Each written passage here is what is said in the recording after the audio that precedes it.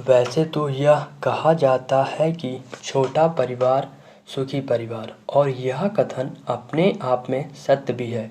किंतु कभी आप लोगों ने क्या यह विचार किया है कि यदि किसी देश में वर्किंग फोर्स कम हो जाए तो उस देश की अर्थव्यवस्था पर इसका क्या असर पड़ेगा? ऐसी ही एक स्थिति वर्तमान में इटली में देखने को मिल रही है, जहां यह बताया जा रहा है कि लगभग पिछले 3 माह में किसी भी बच्चे का जन्म नहीं हुआ है। इस संदर्भ में एलन मस्क का मानना है कि यह बहुत बड़ा मिथ है कि ओवर पॉपुलेशन मानव सभ्यता के लिए समस्या है, क्योंकि रिसोर्स तो कम होते जा रहे हैं और पॉपुलेशन लगातार बढ़ती जा रही है। इसी संदर्भ में एलन मस्क का कहना है कि मानव आबादी का कोलैप्स होना मानव सभ्यता के लिए एक बहुत बड़ा खतरा हो सकता है, क्योंकि किसी भी मानव सभ्यता के सुचारू रूप से चलने के लिए वहाँ एक उपयुक्त वर्किंग पॉपुलेशन होना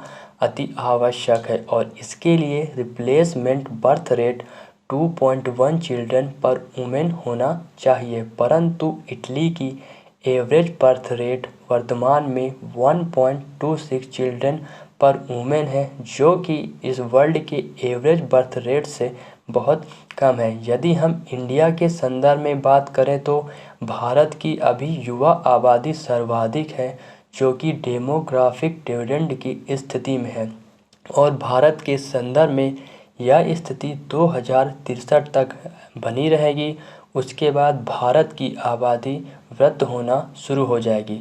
यदि हम चाइना के संदर्भ में बात करें तो चाइना की युवा आबादी अभी पीक पर है, जो कुछ आने वाले कुछ वर्षों में डिक्लाइन करने लगेगी। यदि हम विभिन्न देशों की आबादी के संदर्भ में बात करें तो भारत की आबादी लगभग 140 करोड़ है, जिसमें से 15 से 64 आयु वर्ग के लोग 68%, 10 से 24 आयु वर्ग के लोग 26% हैं। अर्थात भारत इस समय इस वर्ल्ड की यंगेस्ट पॉपुलेशन वाला कंट्री है। दूसरी ओर यदि हम जापान की बात करें तो यहाँ पर लगभग 12 से 13 करोड़ की आबादी रहती है, जिसमें से 0 से 14 आयु वर्ग के लोग 12%, 15 से 64 आयु वर्ग के लोग 60% और 65 से अधिक उम्र वाले लोगों का प्रतिशत 28% है। अर्थात जापान इस समय वृद्ध आबादी वाला सबसे बड़ा देश है। अगर इस संदर्भ में हम इटली की बात करें तो इटली की पॉपुलेशन 6 करोड़ है, जहां से 0 से 14 आयु वर्ग के लोगों का प्रतिशत 13%, 15 से 64 आयु वर्ग के लोगों का प्रतिशत 63 है और 65 आयु वर्ग से अधिक लोगों की प्रतिशतता 24 देखने को मिलती है। अर्थात इटली वर्तमान में इस संसार का दूसरा सबसे वृद्ध आबादी वाला देश बन जाता है। यदि अब हम विभिन्न देशों की मीडियन एज के बारे में जानें तो 2011 में भारत की मीडियन एज 24 वर्ष थी, जो कि वर्तमान में बढ़कर 29 वर्ष हो गई है, और यह 2036 में बढ़कर 36 आयु वर्ष की आयु हो जाएगी।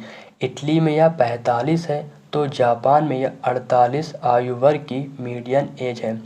यदि हम इटली में लो बर्थ रेट के कारणों पर प्रकाश डालें तो हम कई कारणों पर नज़र डाल सकते हैं, जैसे कि इसमें इटली में वर्तमान में अर्थव्यवस्था की वृद्धि न्यून हो गई है। दूसरी ओर बेरोजगारी की समस्या भी बढ़ गई है, और अब तो एक समस्या इस संदर्भ में भी देखी जा रही है कि महिलाओं के द्वारा स्टार्टअप किए जा रहे हैं, जॉब आदि में बढ़ चढ़ कर हिस्सा लिया जा रहा है, जिससे उनकी शादी होने में देरी होती है और बच्चों के पालन पोषण में भी समस्या उत्पन्न होती है। जबकि एक और कारण यह है कि अब संयुक्त परिवार की जगह एकल परिवारों ने जगह ले ली है, जिससे कपल अब बच्चों के जन्म में रुचि कम ले रहे हैं। दूसरी ओर वर्तमान समय में बच्चों के पालन पोषण पर खर्च भी बढ़ता जा रहा है, इस डर से भी बच्चे कम पैदा किए जा रहे हैं। अगर हम इस स्थिति को विभिन्न विकसित देशों में देखें तो यह स्थिति अधिकांश देशों में देखी जा रही है, जहां पर वृद्ध आबादी बढ़ती जा रही है जो पेंशन पर आधारित है, जबकि युवा आबादी कम होने से वर्किंग पॉपुलेशन कम होती है और अर्थव्यवस्था के ढह जाने की समस्या उत्पन्न हो रही है। यदि हम लो बर्थ रेट के प्रभावों की चर्चा करें तो इसमें किसी देश में इकोनॉमिक कोलैप्स होने का संकट बढ़ सकता है, जिससे स्लो डाउन आ सकता है। इसी तरह वर्किंग फोर्स कम होने से लेबर फोर्स कम होता है, जिससे इससे एक और मंदी की स्थिति आ सकती है तो दूसरी ओर महंगाई की स्थिति भी बन सकती है। इसी तरह ओल्ड एज पॉपुलेशन बढ़ने से सरकार का खर्च भी बढ़ सकता है, जिससे वो उसके कल्याणकारी कार्यों में बाधा आ सकती है। वर्तमान समय में विभिन्न देशों द्वारा इस समस्या से निजात पाने के लिए विभिन्न कार्यक्रम चलाए जा रहे हैं।